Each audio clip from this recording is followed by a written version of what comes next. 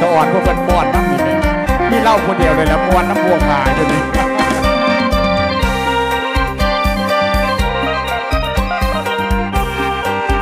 ดีอกดีใจครับตอนเธอหนึ่งมีเวทีมาแสดงเธอหนึ่งครับ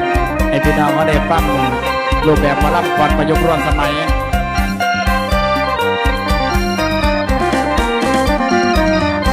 เอาลาลาลาลาทีเอาลาลาลาลาทีขอให้โชคดีเถิดนับแฟนดาถ้าหากเมตตากรุณาถ้าหากเมตตากรุณาจงฟังเถิดนะรอฟังกันใหม่ถ้าหากสนใจแล้วผมขอขอบคุณนะไก่แล้วไก่กันแล้วไก่แล้วไก่กันแล้วเลือกเอามันไก่ตาฟังดอกสมังผู้วังไก่จากต้นตกเนื้อแม่บ่หอมวันนี้ขอให้สว่างวันนี้ขอให้สว่างสุขทางพลังเกิดมองที่สุขกระเซ็นเอ็มเปลี่ยนปลีให้ท่านสุขเอมีชัยขอให้ท่านเอาสดใสสมหวังตั้งใจละร้อยในมโนขอให้ท่านนำสุขโคนละไม่ตึกหลังโตลักโชว์สบายละไม่ตึกหลังโตลักโชว์สบายเก่งอะไรเป็นอันนำนัดเดินเงินเก่าห้องยำจองห้องยามมาอยู่ไกลผ่านบนผู้ฟังสมบังผู้เสริมแทนผู้ฟังสมบังเกิดแฟนผู้ฟังไว้ผ่อนไปยังนาพลังสุขีสุขีละชัวหน้าตาเบียสุขีละชัวหน้าตาเบียสุขสมเลยเถิดพี่น้องไทยวันนั้นสดใสพอใจเชิญมาขอให้มันนำเงินใส่ลูกนัดไว้ใช้ลูกความให้คนพันเป็นตำรวจผู้รักษาโมบันของเสือพันมองนานลักชักอันนำมีขันเลือดพันนั่นละแม่เป็นเมือนเป็นสามียังแซม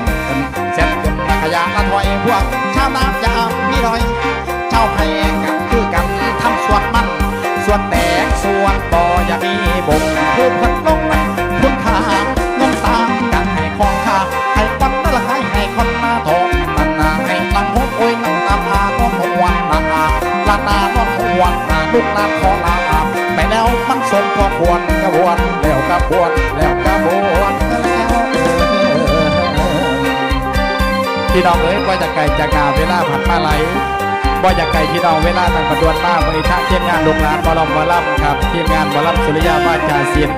บ่มีอย่างมาฝากพี่ตอนน้องกับจากเสียงร้องเสียงล่ำเสียงพินเสียงแก่นกับพินทางประกาศได้ต้องขอโทษขออภัยฝากไปในอ้อมอกอ้อมใจครับทีมงานอาจารย์นักดนตรีเครื่องเสียงดีมีคุณภาพบอสซาวนะครับมันมีบริการไล่สดให้พร้อมน้องคุณแม่เนาะติดต่อได้สุกัดสุงานครับงานหน่อยงานใหญ่บุญบ้านเฮ้าบุญเอาบุญแอลก็ได้ปุ๊บไปเพื่อสู่งานบริตีได้เฮกับวัตพี่น้องคิดฮอดคิดถึงเมื่อนี้ขอกล่าวคำว่าขอบคุณและสวัสดีครับขอบคุณครับขอบคุณครับ